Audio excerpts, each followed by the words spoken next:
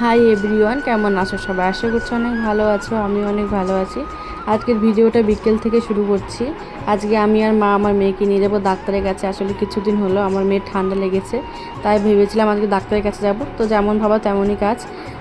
আমার মা আসতে এখানে একটু দেরি হচ্ছিলো বলে আমি আমার মেয়েকে নিয়ে রাস্তায় দাঁড়িয়েছিলাম বাড়ির সামনে। তাই আমার মেয়ে ঘুরে ঘুরে একটু দেখছিলো গাছপালা, পশু পাখি এইসবই আর কি। এখানে আমার মা আসার পর আমার মেয়েকে নিয়ে টোটোতে বসে পড়েছে। আমার মেয়ে দেখো কীভাবে তার দিদুনির দিকে তাকিয়ে আছে। এখানে আমার মা আর আমার মেয়ে দুজনে গল্প করতে করতে যাচ্ছিল। তো যেতে যেতে আমাদের যেখানে যাওয়ার কথা ডাক্তারের কাছে সেখানে পৌঁছেও গিয়েছি। গিয়ে ওর জন্য ওষুধ টষুধ সব নিয়ে নিয়েছি। তো সেখানে ভিডিও করার কথা মনে ছিল না বলে করা হয়নি। তারপরে ঠাকুরের দর্শন করে নিলাম।